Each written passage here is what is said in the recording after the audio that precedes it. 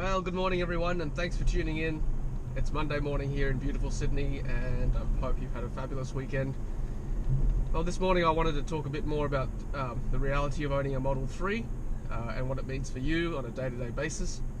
But first I wanted to make an acknowledgement to a special passenger or special passengers I had over the weekend, and a quick shout out and thank you to all the people who've watched our videos so far. First of all, on the weekend we had Electric Blue and I hosted a very special couple, my sister, solar powered Sue, and a very handsome new husband, Acceleration Adam. We attended their wedding, and Electric Blue was the bridal car, and it was a fabulous occasion. We had a wonderful time, and I'm sure the photos will look very good, and I'd love to upload them and show them to you soon as well. And I'll have a little video of the car pulling out once we had Sue and Adam on board.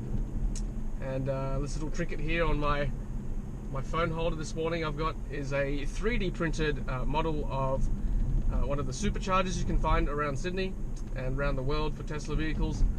I'm told by Sue, who gave this to me as a gift, that it took 30 hours of 3D printing to get this done.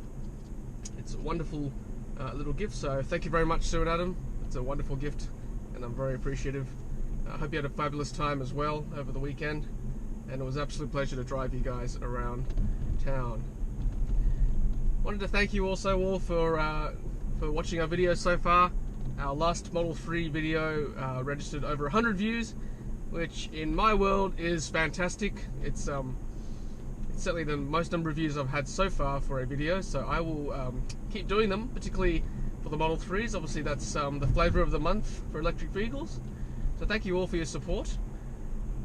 We've got 15 subscribers now, so yay, thank you very much, and please keep them coming. If you love our videos, please keep subscribing, and I'll keep making them. So this morning I wanted to touch on the daily reality of owning a Model 3. So I've had this Model S now for the last 18 months, and I can tell you it's been an absolute joy to have. Not a day goes by where I don't wake up with a smile, knowing I can get to drive this around town. But for you Model 3 reservation holders, which there are almost 400,000 of around the world, and I'm sure a fair number of them are here in Australia, waiting for a right-hand drive version to come out here, having an electric vehicle, in particular the Model 3, is going to be a game changer for you, and it will be life-changing in the way you drive and the way you have to fuel your car. Excuse me. So basically the daily reality of owning an electric vehicle is this: wake up in the morning, after you brush your teeth, have your breakfast, you'll have to go to work, and the first thing you have to do is unplug your charger from your car. I will try to get a picture of the charger in my house. It's essentially a little box that sits in your garage, and there is a cable that comes from it, and it plugs into your vehicle. And in the morning you will hopefully have a full charge if you remember to charge overnight, which after a while you will, because that's part of your daily routine. So you will unplug that from your car, wrap up the cord, and essentially put the car into reverse out of your driveway or garage, and out you go. And then you'll spend the next half an hour to 45 minutes to an hour driving on Sydney roads, which is about the average time it takes to commute in Sydney. And so that means it will take you, it'll be about 30, possibly 30 kilometers each way to work. Some people drive that much to work, I know, in Sydney. It's a big city. Got lots of freeways now, so it's easy to get from one side of town to another. You get to go to work knowing that you're not locally polluting the environment. There's no exhaust. It's a quiet ride. It's a smooth ride. It's a quality vehicle, great sound system, comfortable journey. You'll go to work. If you're lucky enough, your work will have a destination charger. You can plug it into your vehicle if you like, if your boss allows you. If not, that's not a big deal, because when you come back, you will do the same thing. You will drive another half an hour to 45 to an hour to your house, which will be another 30 kilometers for some people. So you've driven 60 kilometers for the day. Now, Model 3 range is about 220 miles, which is what they've said. In reality, I think that's probably a bit less. So you'll probably get about 300 kilometers out of your Model 3. So 60 kilometers out of 300 kilometers, that's 20% usage per day. There's two ways to go about this. You can either not charge every day, or you can just charge once a week, like you used to do for the petrol car that you used to drive.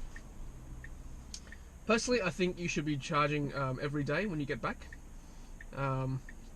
Obviously, currently there's just not that many charging stations around Sydney, and it takes a bit longer to charge an electric vehicle than it is to fuel up a gasoline petrol-powered car. That's just the reality. I think one day it'll be faster, but just at this current state, I think for the next 5 years it'll be the reality that you've got to plug your car in to charge every night, like you do your iPhone or iPad or your MacBook or your laptop. So do that, plug it in, walk away. It'll charge. It'll take, for a 300 kilometer range, it'll take about maybe 7 hours to charge overnight, 6 hours.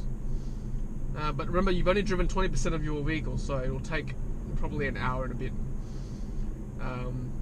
You can also schedule your car to charge. You'll come back about 5-6 o'clock, so you can schedule your car to charge when your electricity is at its off-peak, which is usually after about 10 o'clock for most people in New South Wales.